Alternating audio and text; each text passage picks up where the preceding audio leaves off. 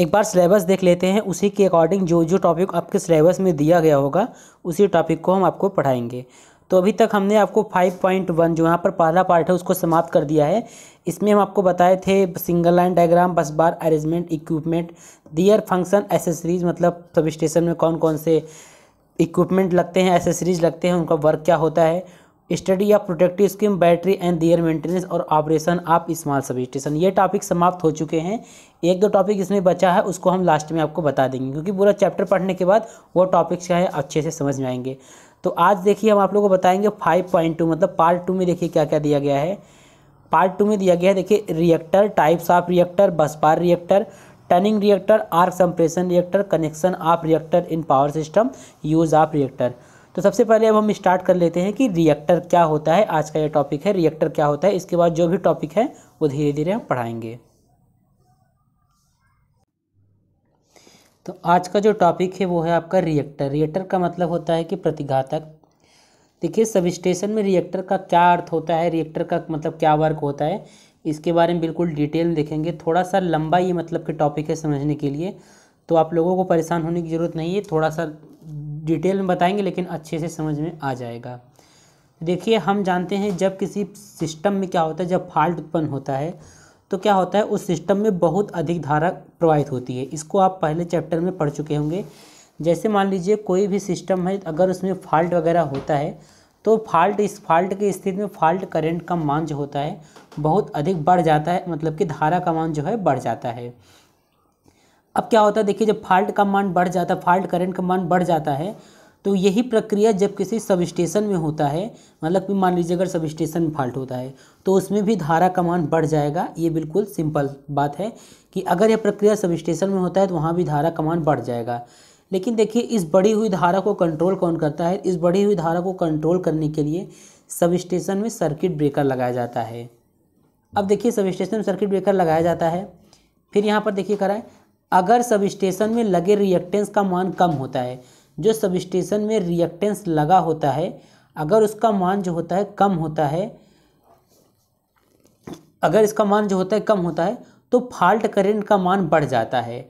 अगर रिएक्टेंस का मान कम होता है तो फॉल्ट करंट का मान बढ़ जाता है, और इसे कंट्रोल करने के लिए अधिक रेटिंग के सर्किट ब्रेकर की आवश्यकता होती है। बात को समझिए यहाँ पर, जैसे कि मान लीजिए आपका क्या है सब स्टेशन है, यहाँ पर क्या होता है, यहाँ पर जो है फॉल्ट जो है यहाँ पर उत्पन्न होता है। फॉल्ट उत्पन्न होने पर करंट का मान बढ़ जाता है, और अगर करंट का मान बढ़ जाता है तो उसको इस बढ़ी हुई धारा को कंट्रोल करने के लिए हम सर्किट ब्रेकर का प्रयोग करते हैं। सर्किट ब्रेकर कंट्रोल करता है इस बढ़ी धारा को। लेकिन अगर जो सब स्टेशन में रिएक्टेंस लगा है उसका मान कम है, तो जितना भी बढ़ी हुई धारा है, मतलब कि जितना भी फॉल्ट करंट का मान है, उसे कंट्रोल करने के लिए हमें अधिक रेटिंग के सर्किट ब्रेकर की आवश्यकता होगी, क्योंकि रिएक्टेंस का मान तो कम है, वो तो करंट को कम नहीं कर पाएगा। तो इसके लिए क्या करना पड़ेगा, हमें ज़्यादा रेटिंग के सर्किट ब्रेकर की आवश्यकता होगी। अब देखिए यहाँ पर करा है कि इस शॉर्ट सर्किट करंट को रोकने के लिए, ताकि सर्किट ब्रेकर जो है इस बढ़ी हुई धारा को सहन कर सके, एक अलग से रिएक्टेंस की आवश्यकता होती है। रिएक्टेंस देखिए कुछ इस टाइप से दिखता है। तो जो शॉर्ट मतलब कि फॉल्ट के दौरान जो बढ़ी हुई धारा होती है उसको करंट उसको मतलब सहन करने के लिए एक अलग से रिएक्टेंस की आवश्यकता होती है, जिसे हम क्या बोलते हैं, प्रतिघातक कहते हैं। इसी को बोलते हैं रिएक्टर। अब रिएक्टर के बारे में कुछ बातें जान लेते हैं। यही चीज़ आपको एग्जाम में लिखना है, बाकी ये यहाँ तक जो ये सब बताया आपको, ये सब हम समझने के लिए बताए हैं। तो फिर से एक बार बहुत ही कम शब्दों में समझा देते हैं। जैसे जब सब स्टेशन में कोई फॉल्ट होता है तो फॉल्ट करंट का मान क्या होता है, बढ़ जाता है। तो उसे कंट्रोल करने के लिए हम सर्किट ब्रेकर का प्रयोग करते हैं। लेकिन अगर जो सब स्टेशन है वहाँ पर लगे रिएक्टेंस का मान कम होता है, तो पूरा करंट जो मतलब कि ज़्यादा जो फॉल्ट करंट का मान बढ़ा हुआ करंट है उसे कंट्रोल करने के लिए हमें अधिक रेटिंग के सर्किट ब्रेकर की आवश्यकता होती है। तो इस शॉर्ट सर्किट जो करंट होता है उसको कंट्रोल करने के लिए, ताकि सर्किट ब्रेकर उस बढ़ी हुई धारा को सहन कर सके, एक अलग से रिएक्टेंस की आवश्यकता होती है, जिसे क्या कहते हैं, प्रतिघातक कहते हैं। अब प्रतिघातक के बारे में कुछ सामान्य जो पॉइंट है उसको आपको दिखा देते हैं। ये बहुत ही इंपॉर्टेंट पॉइंट यहाँ पर नोट किया है हमने। देखिए जो प्रतिघातक होता है कुछ टर्न का एक कॉइल होता है। पहले बता दिए कि प्रतिघातक जो होता है कुछ टर्न्स का क्या होता है, एक कॉइल होता है। इसका जो इंडक्टिव रिएक्टेंस होता है बहुत ज़्यादा होता है, और ओमिक रेजिस्टेंस जो होता है वो कम होता है। इंडक्टिव रिएक्टेंस जो होता है ज़्यादा होता है, ओमिक रिएक्टेंस जो होता है कम होता है, और इसको हमेशा मोटे तारों से बनाया जाता है। एक्चुअली रिएक्टर करता क्या है, ये बिल्कुल शॉर्ट वर्ड में जान जाइए। रिएक्टर जो होता है करंट को क्या करता है, लिमिट करता है। कब, जब फॉल्ट का कंडीशन होता है। अब नेक्स्ट पॉइंट यहाँ पर देखते हैं। नेक्स्ट पॉइंट है कि रिएक्टर जो होता है सर्किट ब्रेकर की तरह टिप नहीं करता है, जबकि यह फॉल्ट करंट को लिमिट करता है।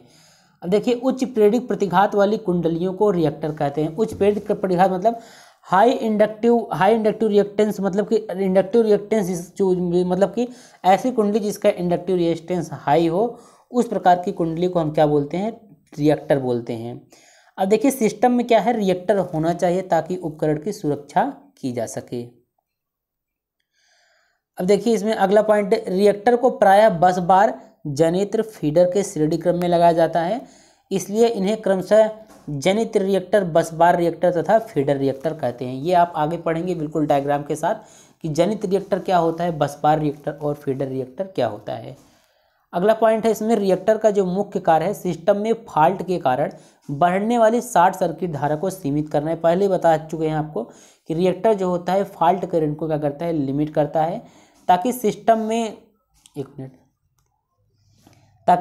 में तथा सिस्टम में लगा मशीन उपकरण आदि जो है फॉल्ट के समय सुरक्षित रहें और सिस्टम में कम रेटिंग के उपकरणों का प्रयोग करके कीमत में बचत की जा सके। कहने मतलब, अगर जो देखिए जो आपका रिएक्टर होता है, जैसे कि मान लीजिए यहाँ पर रिएक्टर है और इसके बाद क्या लगा है आपका सीबी, मतलब सर्किट ब्रेकर लगा है, तो रिएक्टर क्या करता है, फॉल्ट करंट को लिमिट कर देता है, जिससे हमारा क्या होता है, जो आपका सर्किट ब्रेकर होता है वो कम रेटिंग का प्रयोग करना पड़ता है। तो कम रेटिंग के सर्किट ब्रेकर की कीमत कम होती है, इसलिए यहाँ पर लिखा गया है कि अगर जब फॉल्ट वगैरह होता है तो मतलब कि सिस्टम आपका सुरक्षित रहे, साथ ही सिस्टम में कम रेटिंग के उपकरणों का प्रयोग करना पड़ता है, जिससे कीमत की बचत की जा सकती है। इसमें मतलब कीमत में बचत की जा सकती है, मतलब ज़्यादा कॉस्टली नहीं होता है। फिर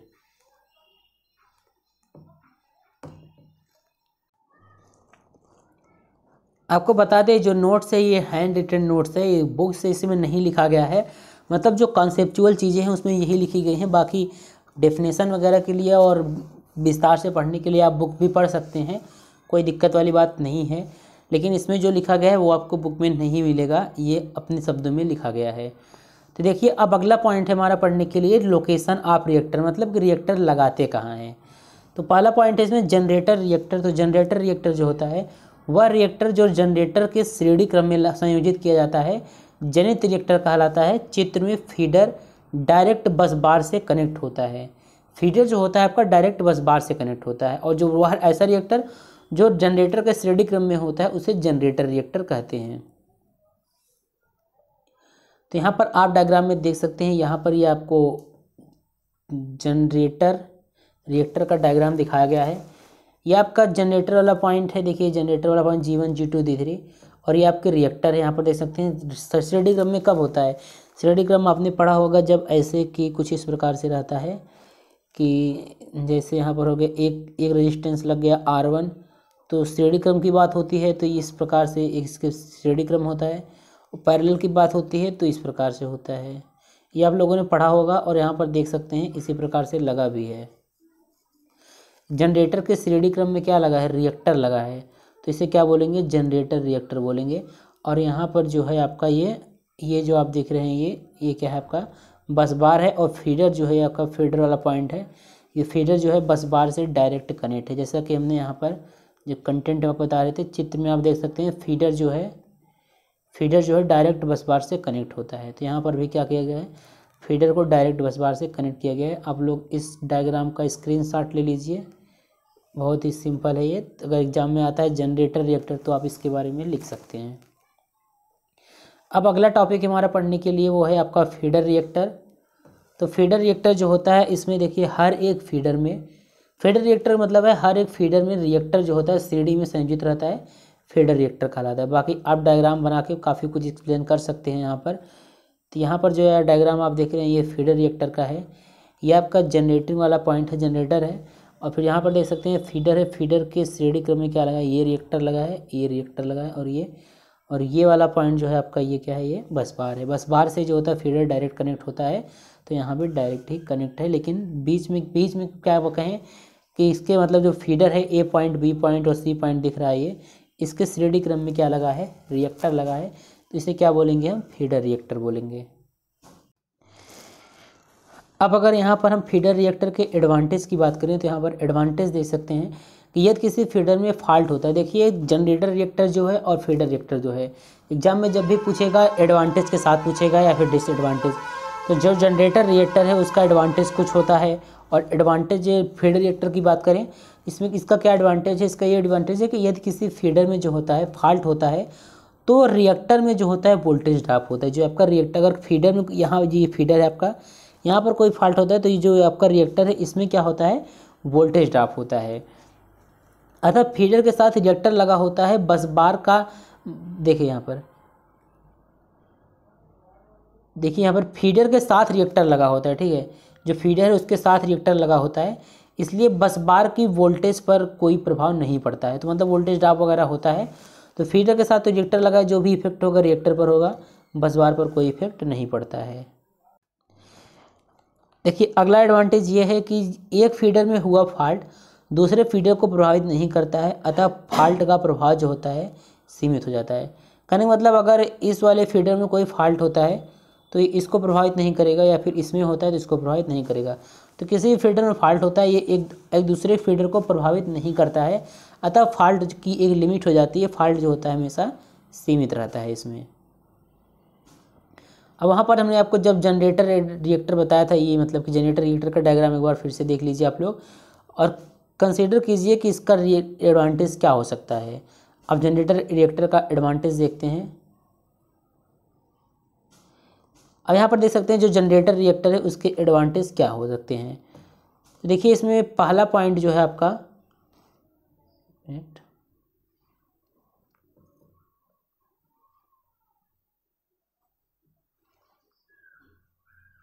जनरेटर रिएक्टर के एडवांटेज, तो पहला पॉइंट है इसमें साधारण स्थिति में भी रिएक्टर के कारण लगातार वोल्टेज ड्रॉप होता है तथा इस वजह से पावर लॉस भी होता है। कहने का मतलब साधारण स्थिति में भी क्या होता है, रिएक्टर के कारण वोल्टेज ड्रॉप होता है। अभी देखिए इसका इसमें क्या दिक्कत है कि लगातार इसमें वोल्टेज ड्रॉप होता है। क्यों, यहाँ पर देखिए आपका जनरेटर है, इसके बाद ही क्या लगा है, आपका रिएक्टर लगा है, तो रिएक्टर में क्या होगा, लगातार नॉर्मल स्थिति में भी क्या होगा, वोल्टेज ड्रॉप होता रहेगा। यहाँ पर थोड़ा सा मिस्टेक हो गया, आप लोग उसको ठीक कर लीजिएगा कि यहाँ पर देखिए जो जनरेटर रिएक्टर के एडवांटेज की बात कर रहे थे, यहाँ पे हेडिंग जो दिया गया है डिसएडवांटेज, तभी तो हम सोच रहे हैं कि वोल्टेज ड्रॉप है इसमें पावर लॉस होता है तो एडवांटेज थोड़ी ना हुआ, यहाँ पर डिसएडवांटेज है, ठीक है। तो डिसएडवांटेज यही है कि जनरेटर रिएक्टर का अगर मतलब कि साधारण इस नॉर्मल कंडीशन में भी रिएक्टर जो होता है सीरीज में लगा, श्रेणी में क्रम में लगा होता है, इस वजह से क्या होता है, लगातार पावर लॉस होता रहता है। अगला पॉइंट है इसमें, अगर फॉल्ट जो होता है बस बार के निकट होता है तो बस बार का वोल्टेज कम होता है, अतः जनरेटर पे क्या हो सकता है, बंद हो सकता है। अगला पॉइंट है, अगर फीडर में फॉल्ट होता है तो अन्य फीडर की आपूर्ति भी क्या होती है, प्रभावित होती है। अब अगला टॉपिक है हमारा, अगला टॉपिक है बस बार रिएक्टर। देखिए जो बस बार रिएक्टर है, उपरोक्त दोनों तरीकों में साधारण स्थिति में भी रिएक्टर के कारण वोल्टेज ड्रॉप तथा पावर लॉस होती है।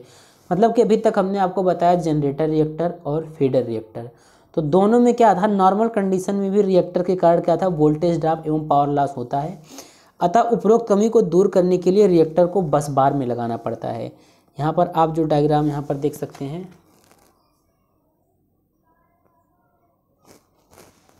इस डायग्राम को आप लोग ध्यान से देखिए। यहाँ पर जो रिएक्टर मतलब कि जो आपका ये बस बार रिएक्टर है, इसके बस बार में ही क्या लगाया गया है, रिएक्टर लगाया गया है। तो नॉर्मल कंडीशन में इसमें कम से कम वोल्टेज ड्रॉप तो नहीं होता है, और फीडर सब जैसे सब में फीडर लगा होता है इसी में भी फीडर लगा हुआ है। जो अभी अभी हमने आपको चित्र दिखाया उसको हम रिंग सिस्टम भी कहते हैं, और उसी चित्र को इस प्रकार से भी बना सकते हैं हम, कोई दिक्कत वाली बात नहीं है।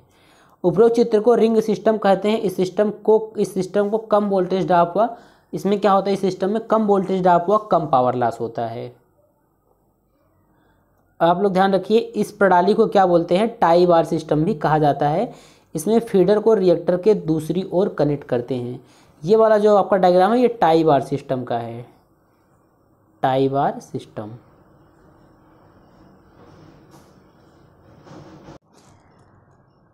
अब अगला टॉपिक देखते हैं। जो हमारा अगला टॉपिक है वो है टर्निंग रिएक्टर।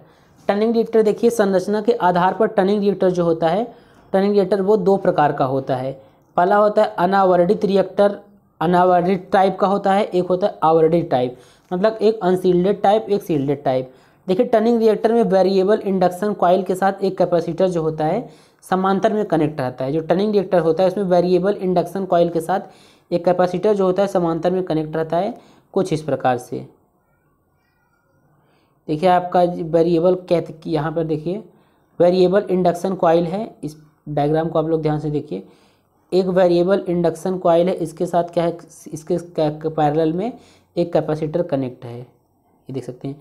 और इसमें क्या है, एक वेरिएबल रिएक्टेंस है, एक वेरिएबल क्या है इंडक्शन कॉइल है, और इसके साथ कनेक्ट है कैपेसिटर।